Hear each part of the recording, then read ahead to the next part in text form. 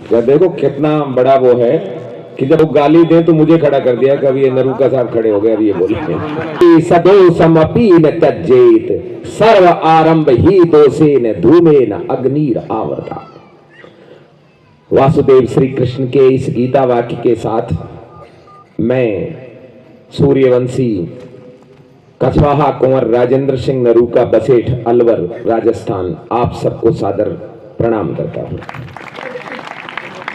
आप सब का समय ले रहा हूं, उसके लिए पहले ही आपसे क्षमा चाहता हूं।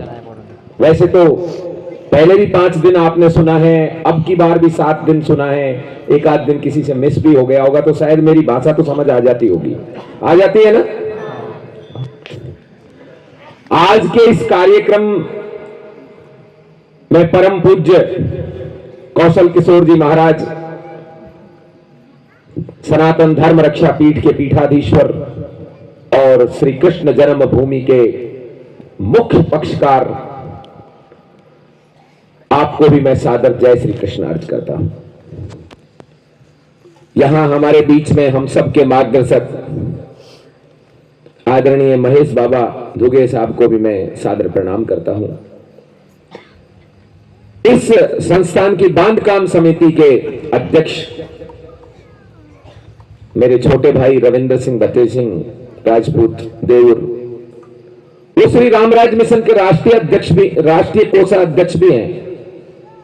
उनके जनक पिताश्री आदरणीय भते सिंह जी राजपूत देवर और उनकी आई साहब यहां विराजमान हैं, उनको मैं नत होकर प्रणाम करता हूं।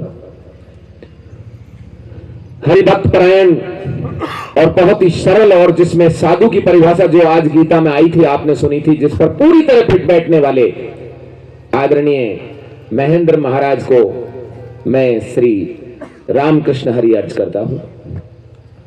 हमारे आज के कीर्तनकार और हमारी गीता के अर्जुन, जिन्होंने अब शस्त्र उठा लिया है, अब धर्म की स्थापना होकर रहेगी।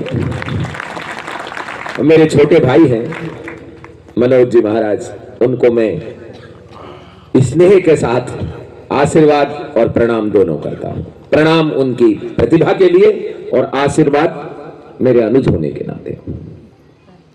हमारी संगीत मंडली के रवि भाई और देवेंद्र जी विराजमान हैं, उनको भी अभिवादन। और कल ही जिनसे हमारा परिचय हुआ, लेकिन ऐसा लगता है कि न जाने कितने वर्षों का परिचय है, मेरे छोटे भाई अतुल जी पाटिल और बापूजी जो अभी अपने को गौ माता के दर्शन करा रहे थे। आप दोनों वाकई किसी पूर्व जन्म में हमारे साथ रहे हैं। राव साहेब, पिंटू दादा, वैसे तो मुझे ऐसा लग रहा है सभी मेरे ही हैं ये सारे के सारे, ये सिरपुर की टीम। और आश्चर्य की बात यह है कि मैं सिरपुर गया तो सिरपुर की टीम है, मैं धुले गया तो धुले की टीम है। पहले तो नहीं आए थे ना आप अतुल भाई। मुझे गर्व है कि कल मैं जो आपके पास गया और महाराज पधारे तो आज आप पधारे। चलानी गया तो वहां की टीम दोपहर से ही आ गई। मुझे लगता है कि अब कार्यक्रम से पहले सब जगह एक एक बार मुझे जाना पड़ेगा। गीता ही शास्त्र है, इसके अलावा कोई शास्त्र नहीं है। इस वाक्य के साथ अपनी गीता पूरी हुई थी ना अर्जुन जी, तो ये ध्यान रखना, नहीं तो अपन ये गलती करते जाएंगे। रावण नरक में है, स्वर्ग में नहीं है, बैकुंठ धाम में नहीं है। नरक में कौन होता है? जिसकी यहां पर इस संसार में बुराई होती है, वही होता है ना। हर दशहरे को रावण जलाया जाता है कि जलाया जाता है कि नहीं जलाया जाता। घोर नरक में पड़ा हुआ है, कौन सा बैकुंठ? घोर नरक में है। इसीलिए वाल्मीकि जी ने ये कहीं बात नहीं लिखी है, ये कोई बात नहीं लिखी वाल्मीकि जी ने, बाद में लोगों ने जोड़ते गए रावण में। अब तो भगवान नजर आ रहा है लोगों को रावण में। जैन शास्त्र में भी महाभारत और रामायण दोनों हैं। द्रौपदी का एक ही विवाह हुआ, वो भी अर्जुन के साथ, जैन शास्त्र के अनुसार। और वो क्यों गलत लिखेंगे? इसका मतलब गलत उन्होंने लिखा है जिनको हमारे धर्म को बेढंगा बनाना था। इसीलिए इससे ऊब कर हमारे लोग धर्म की पुस्तकों को पढ़ते नहीं है।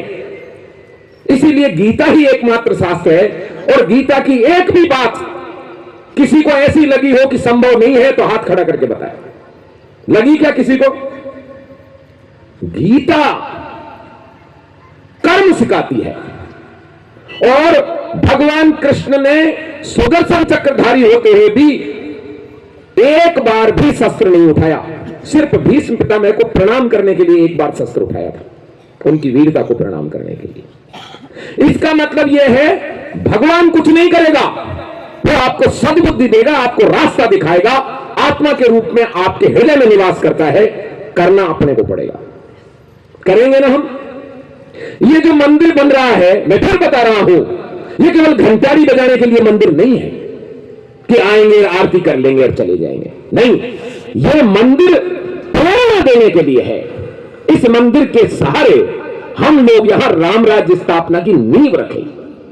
वारकरी संप्रदाय पाखंड रहित धर्म की बात करता है और पाखंड रहित धर्म ही राम राज्य स्थापित कर सकता है। गीता भी पाखंड का विरोध करती है।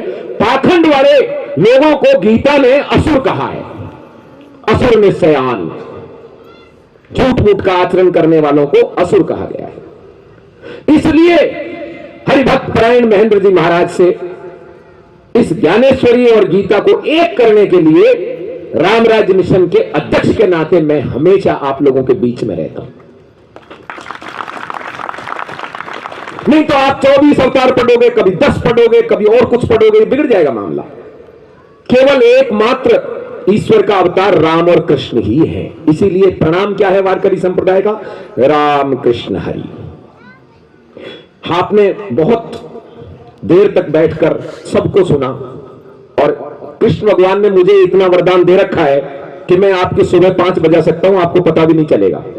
लेकिन फिर कल का ही तो काम है ना, कल तो मुख्य आयोजन है बाबा साहब, कल तो मुख्य आयोजन है अपना यहां, और वो बिगड़ जाएगा। इसलिए मेरा निवेदन आपसे यही है कि हम धर्म को इतना सरल समझे कि जैसे हम भोजन करते हैं उसको हिस्सा बना ले अपने जीवन का। धर्म छोटी छोटी चीजों में है। पक्षियों को चूहा डालने में धर्म है, भूखे को रोटी देने में धर्म है, गाय को कुत्ते को रोटी देने में धर्म है। गाय हमारी माता है। मैं धन्यवाद दूंगा बापू साहब को कि आपने बहुत बड़ा बीड़ा उठाया, लेकिन हम गाय को राष्ट्रमाता बनाकर रहेंगे, ये आप देख लेना भाई। गाय कैसे चीज खा ले, लेकिन वो अमृत देती है, और जो गौरस पीता है ना उसी में गौरव आता है। बिना गौरस पीने वाले में गौरव नहीं आता। हमको ये चलन चलाना पड़ेगा कि जो गाय का दूध नहीं पीता है उसमें गौरव नहीं होता है, तब गाय बचेगी। गौशालाओं में चढ़ा चढ़ा के गाय नहीं बचेंगी। जैसे अनाथालय में मां बाप नहीं बचेंगे ना, ऐसे ही गौशालाओं में यदि हमने गाय रखी और घर में गाय नहीं रखकर कुत्ता रखना शुरू कर दिया तो गाय नहीं बचेगी। शहर में रहने वाले लोग, हमारे सिरपुर के उद्योग नगरी के भी लोग यहां हैं, वो गाय नहीं पालते, कुत्ता पालते हैं। वाह! और उनका तर्क देखिए, गाय पालेंगे तो गोबर करेगी, कहां रखेंगे, और कुत्ता लेटरिन करता है उसको आराम से चुपचाप उठाकर बाहर पटकाते हैं। कितनी बड़ी बात है। कुत्ते को रोटी देने के लिए मना नहीं कर रहा हूं मैं, देनी चाहिए, लेकिन घर के भीतर तो गाय रहनी चाहिए ना। गाय हमारी माता है और हमको गाय को निश्चित रूप से जब तक हम मां नहीं मानेंगे तब तक न हम बचेंगे न गाय बचे। आपने बहुत सुंदर आयोजन किया, मंदिर तो बन के रहेगा। अर्जुन, इन मरे हुओं को तुम मारो और श्रेय ले लो, तो मैं कह रहा हूं ये बने हुए मंदिर को तुम बनवा लो और श्रेय ले लो। जो रवि सेठ है ना, उसके पास एक ऐसी विद्या देकर इन्होंने दूध पिला के भेजा है उसको, वो अकेला ऐसे कई मंदिर बना सकता है, बस एक इशारे की देर है उसको। लेकिन वो ऐसा करेगा नहीं और मैं करने दूंगा। क्यों? क्योंकि अपनी चीज जब होती है, जब एक एक बूंद से हम उसमें सहारा देते हैं और आपको लगे कि ये मंदिर हमने बनाया है, ये हमारा है, लगना चाहिए कि नहीं लगना चाहिए? और आज जो आपने कोई पंगत दे रहा है, कोई सहयोग दे रहा है, धनराशि का योगदान दे रहा है, ये साबित कर दिया कि रामी में, निकुंबे में, तामधरे में, भुरजट में, बोरिस में होड़ लगी हुई है कि हम में से कौन ज्यादा मदद करे। अच्छे कामों में होड़ लगनी चाहिए। ये जो माता बहन बैठी है ना, ये संस्कारिक बच्चों को पैदा करेंगी और इनके बच्चे भारत में राम राज्य की स्थापना करेंगे। मैं आज यहां आपके सामने हरिभक्त परायण लोगों को साक्षी मानकर कह रहा हूं। और सारा देश इस तानथरे से वैसे ही दिशा लेगा जैसे कभी अयोध्यापुरी से और द्वारकापुरी से लिया था। ऐसे 4 मठ बनेंगे पूरे देश में और यह पहला मठ है, और जो पहला होता है वो बड़ा होता है, सारे के ऊपर सिरमौर हो जाएगी। जैसे सिखों का अमृतसर में शिरोमणि गुरु द्वारा है, ऐसे ही ये हमारी सनातन संस्कृति का राम राज्य का सबसे बड़ा तीर्थ स्थान होगा। ये जो हमारे बच्चे बैठे हैं, खड़े हो बच्चे, ये आज आपको बच्चे लग रहे हैं, ये सब के सब विश्वामित्र हैं। ये विश्वामित्र बनकर राम को, रावण को मरवाने के लिए दिव्यास्त्र देंगे। देंगे ना? दोगे ना? हाँ, बोले हो, करेंगे। मैं आज, वैसे तो मैं रामराज मिशन का राष्ट्रीय अध्यक्ष हूं, पर बाबा साहब रामराज मिशन में ना नई सदस्यता लेने के लिए उनकी कमेटी निर्धारित करती है। वो चाहे तो मेरे को भी ये आदेश दे सकती है कि अभी इसी समय यहां से आ जाओ। उसमें अध्यक्ष वैसे बेवकूफ बनाने के लिए होता है, उसके सिर पे वोट डालने के लिए। मैंने हमारे गीता के अर्जुन मनोज महाराज के बारे में इनके सारे वीडियोज भेजे, इनकी चीजें भेजी, इनका तो अप्रूवल आ गया कि अब यहां जो भी गीता की कथाएं होंगी, श्री कृष्ण गीता की, उनको मराठी में ये करेंगे तो और अच्छा रहेगा।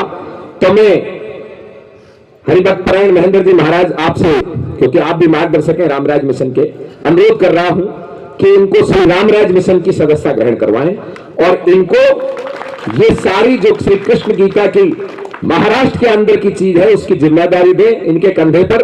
और इन्हें ये मैं भेंट करता हूं, एक माला हार लेके आइए। आइए महाराज।